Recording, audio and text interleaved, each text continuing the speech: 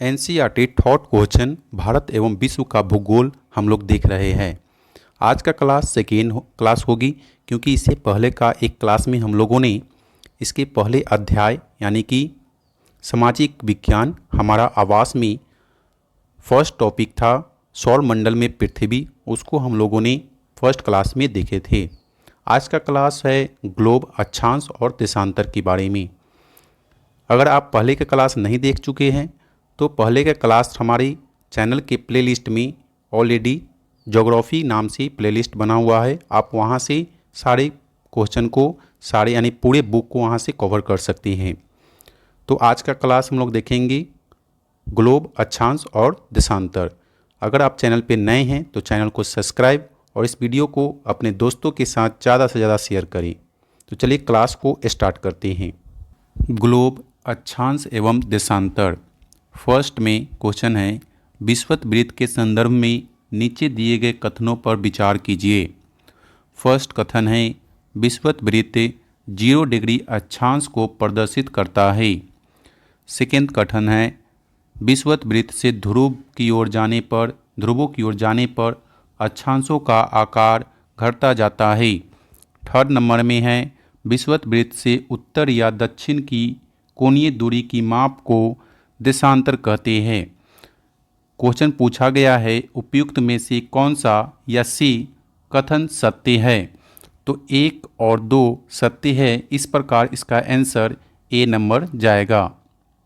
देखिए इसका व्याख्या देखेंगे, विषुवत से उत्तर या दक्षिण की कोणीय दूरी की माप को अक्षांश कहते हैं, न कि देशांतर। इसे विषुवत से दोनों ध्रुवों की ओर अंशों में मापा जाता है। विषुवत से ध्रुवों तक स्थित सभी समानांतर वृत्तों को अक्षांश वृत्त कहा जाता है। विषुवत एक काल्पनिक वृत्त है जो पृथ्वी को 2 बराबर भागों में बांटता है। विषुवत से ध्रुवों की ओर जाने पर अक्षांशों का आकार घटता जाता है। नेक्स्ट क्वेश्चन है, नीचे दिए गए सूची 1 को सूची 2 के साथ सुमेलित कीजिए।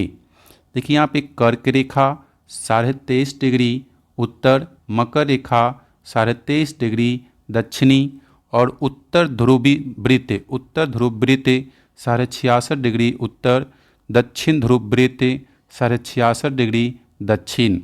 इस प्रकार इसका आंसर देखेंगे तो सी नंबर, ए का 2, बी का 3, सी का 4, डी का 1। देखिए यहाँ पे विषुवत उत्तर ध्रुव, दक्षिण ध्रुव के अतिरिक्त 4 महत्वपूर्ण अक्षांश रेखाएं और भी है। कौन कौन देखते हैं। एक में है उत्तरी गोलार्ध में कर्क रेखा 23.5 डिग्री उत्तर। 2 में है दक्षिणी गोलार्ध में मकर रेखा 23.5 डिग्री दक्षिण। 3 में है विषुवत के 66.5 डिग्री उत्तर में उत्तर ध्रुव वृत्त, जिसको आर्कटिक वृत्त भी बोला जाता है। 4 में है विषुवत के 66.5 डिग्री दक्षिण में दक्षिण ध्रुव वृत्त, जिसको अंटार्कटिक वृत्त भी कहा जाता है। नेक्स्ट क्वेश्चन हम लोग देखेंगे, नीचे दिए गए युग्मों में से कौन से सुमेलित नहीं है। यहाँ पे नहीं पूछा गया है कि कौन सा सुमेलित नहीं है। देखेंगे, एक में देखेंगे कर्क रेखा एवं मकर रेखा के बीच का क्षेत्र शीत कटिबंध कहलाता है।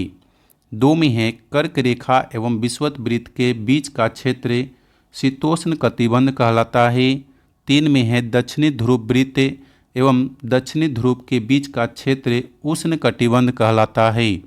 देखिए इसका सुमेलित कोई नहीं है, तो उपयुक्त सभी जाएगा यहाँ आंसर। देखिए इसका व्याख्या हम लोग देखते हैं, कर्क रेखा एवं मकर रेखा के बीच सभी अक्षांशों पर सूर्य वर्ष में एक बार दोपहर में सिर के ऊपर होता है, इसलिए इस क्षेत्र में सबसे अधिक ऊष्मा प्राप्त होती है, अतः इसे उष्ण कटिबंध क्षेत्र कहा जाता है। देखिए यहाँ पे ध्रुव की तरफ सूर्य की किरणें तिरछी होती जाती है। इस प्रकार उत्तरी गोलार्ध में कर्क रेखा एवं उत्तर ध्रुव वृत्त तथा दक्षिणी गोलार्ध में मकर रेखा एवं दक्षिणी ध्रुव वृत्त के बीच पर बीच वाले क्षेत्र का तापमान मध्यम रहता है, इसलिए इन्हें शीतोष्ण कटिबंध कहा जाता है। उत्तरी गोलार्ध में उत्तर ध्रुव वृत्त एवं उत्तर ध्रुव तथा दक्षिणी गोलार्ध में दक्षिण ध्रुव वृत्त एवं दक्षिणी ध्रुव के बीच के क्षेत्र में बहुत ठंड होती है, क्योंकि यहाँ सूर्य क्षितिज से ज़्यादा ऊपर नहीं आ पाता, इसलिए ये शीत कटिबंध कहलाते हैं। नेक्स्ट क्वेश्चन हम लोग देखेंगे 4 नंबर। नीचे दिए गए कथनों पर विचार कीजिए। फर्स्ट में है विषुवत वृत्त से ध्रुवों तक स्थित सभी समानांतर वृत्तों को अक्षांश वृत्त कहते हैं। सेकेंड में है सभी अक्षांश रेखाओं का आकार एक समान रहता है। क्वेश्चन पूछा गया है उपयुक्त में से कौन सा या सी कथन सत्य है, तो केवल एक सत्य है। विषुवत वृत्त से ध्रुव तक यानी ध्रुवों तक स्थित सभी समानांतर वृत्तों को अक्षांश वृत्त कहते हैं। 2 में है सभी अक्षांश रेखाओं का आकार समान रहता है, जो कि गलत है। देखिए यहाँ पे ये अक्षांश है तो यहाँ पे छोटा हो जाएगा, यहाँ पे और छोटा हो जाएगा, यहाँ पे और छोटा हो जाएगा। सबसे जो बड़ा होगा ये वाला विषुवत वृत्त कहलाएगा। देखिए यहाँ पे इसका व्याख्या देखेंगे। जैसे जैसे हम विषुवत वृत्त से दूर जाती है अक्षांश रेखाओं का आकार घटता जाता है। इस प्रकार विषुवत वृत्त के उत्तर की सभी समानांतर रेखाओं को उत्तरी अक्षांश कहा जाता है तथा विषुवत वृत्त के दक्षिण स्थित सभी समानांतर रेखाओं को दक्षिणी अक्षांश कहा जाता है। उल्लेखनीय है कि अक्षांशों को अंशों में मापा जाता है तथा 2 अक्षांशों के बीच की दूरी लगभग 111 किलोमीटर होती है। नेक्स्ट क्वेश्चन हम लोग देखेंगे। देखिए नेक्स्ट क्वेश्चन है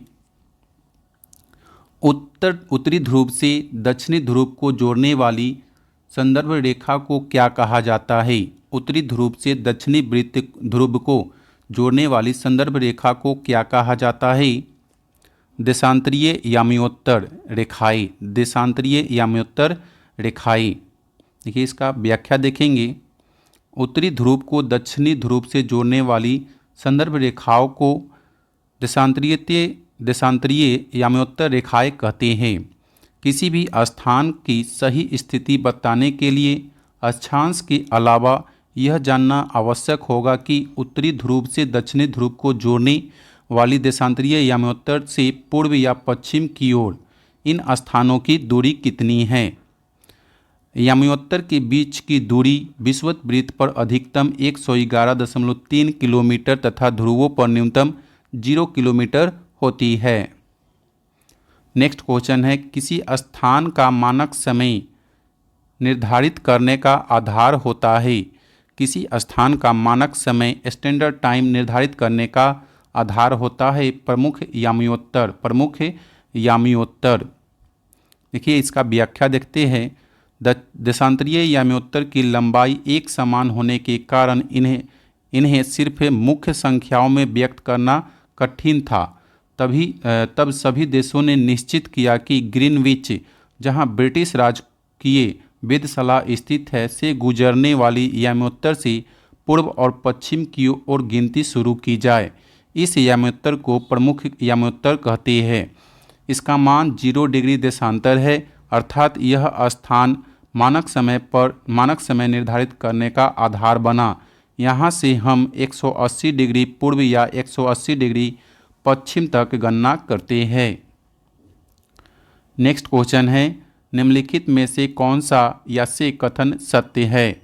फर्स्ट में है प्रमुख याम्योत्तर तथा 180 डिग्री याम्योत्तर मिलकर पृथ्वी को समान भागों पूर्वी गोलार्ध एवं पश्चिमी गोलार्ध में विभक्त करती है। 2 में है 180 डिग्री पूर्व एवं 180 डिग्री पश्चिम याम्योत्तर एक ही रेखा पर स्थित है। देखिए इसका दोनों आंसर सही जाएगा, यानी सी नंबर 1 और 2 दोनों सत्य है। इसका व्याख्या देखेंगे। उपयुक्त दोनों कथन सत्य है। प्रमुख याम्योत्तर तथा 180 डिग्री याम्योत्तर मिलकर पृथ्वी को 2 समान भागों यानी पूर्वी गोलार्ध में एवं पश्चिमी गोलार्ध में विभक्त करती है। इसलिए किसी स्थान के देशांतर के आगे पूर्व के लिए अक्षर ये वाला, और पश्चिम के लिए अक्षर प का उपयोग करते हैं। 180 डिग्री पूर्व और 180 डिग्री पश्चिम याम्योत्तर एक ही रेखा पर स्थित है तथा 180 डिग्री देशांतर रेखा को अंतर्राष्ट्रीय तिथि रेखा इंटरनेशनल डेट लाइन के नाम से जाना जाता है। नेक्स्ट क्वेश्चन हम लोग देखेंगे। नीचे दिए गए कथन एवं कारण पर विचार कीजिए। फर्स्ट में है ग्रीनविच से पूर्व के स्थानों का समय ग्रीनविच समय से आगे होता है। ग्रीनविच से पूर्व के स्थानों का समय ग्रीनविच समय से आगे होता है तथा पश्चिम के स्थानों का समय पीछे होता है। कारण पृथ्वी अपने काल्पनिक अक्ष पर पूर्व से पश्चिम की ओर घूमती है।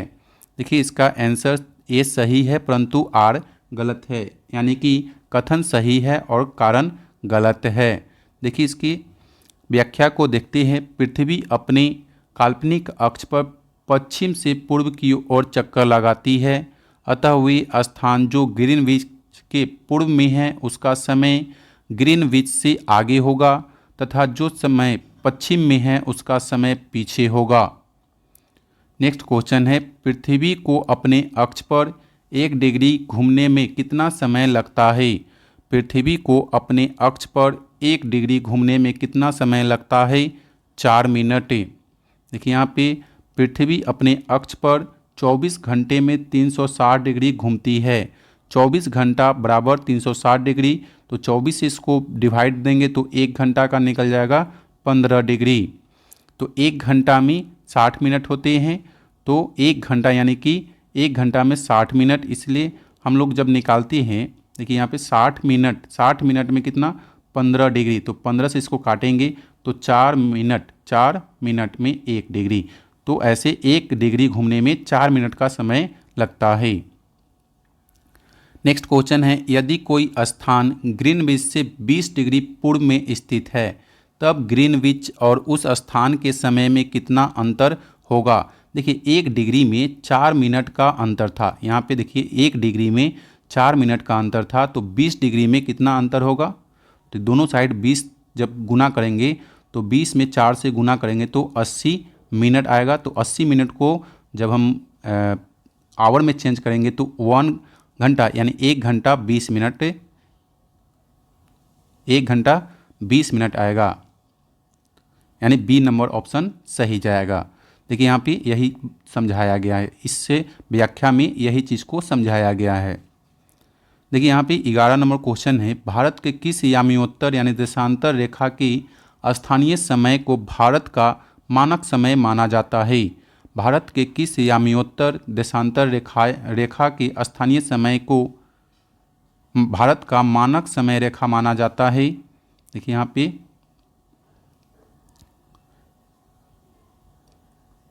देखिए इसका पहले आंसर देखते हैं।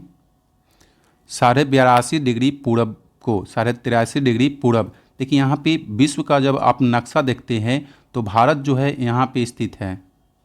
यहाँ पे देखेंगे तो भारत, एक मिनट, यहाँ पे आप देखेंगे तो यहाँ पे ब्रिटेन होगा। तो यहाँ से हम लोग देखेंगे तो पूरब में भारत जो है पूरब में स्थित है, तो 82.5 डिग्री पूरब में स्थित है भारत का ग्रीनविच टाइम, जो कि इलाहाबाद से होकर गुजरती है। देखिए यहाँ पे इसका व्याख्या देखेंगे। भारत में गुजरात के द्वारका तथा असम के डिब्रूगढ़ के स्थानीय समय में लगभग 1 घंटा 15 मिनट का अंतर होता है। इसलिए यह आवश्यक था कि देश के मध्य भाग से होकर गुजरने वाली किसी याम्योत्तर के स्थानीय समय को देश का मानक समय माना जाए। देखिए यहाँ पे भारत में 82.5 डिग्री पूर्व 83 डिग्री पूर्व को मानक याम्योत्तर माना गया है, जो उत्तर प्रदेश के मिर्ज़ापुर, कुछ स्रोतों से इसे इलाहाबाद के नैनी को भी बताया गया है, से होकर गुजरती है। नेक्स्ट क्वेश्चन है भारत का मानक समय ग्रीनविच के मानक समय से कितना आगे या पीछे है। भारत का मानक समय ग्रीनविच के मानक समय से कितना आगे है? 5.5 घंटा आगे है, 5.5 घंटा आगे है।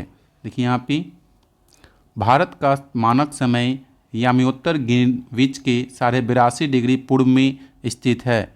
अतः यहाँ का समय ग्रीनविच के समय से 5.5 घंटा यानी 5 घंटा 30 मिनट आगे है। इसलिए जब लंदन में दोपहर 2 बजे होते हैं तब भारत में शाम के 7:30 बजे होते हैं।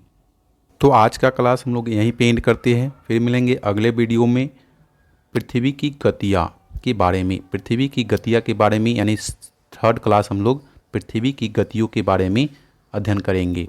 तो आज का क्लास हम लोग यहीं पे एंड करते हैं। आप अगर हमारे चैनल पे नए हैं तो चैनल को सब्सक्राइब करें और अपने दोस्तों के साथ इस वीडियो को ज़्यादा से ज़्यादा शेयर करें। जय हिंद दोस्तों।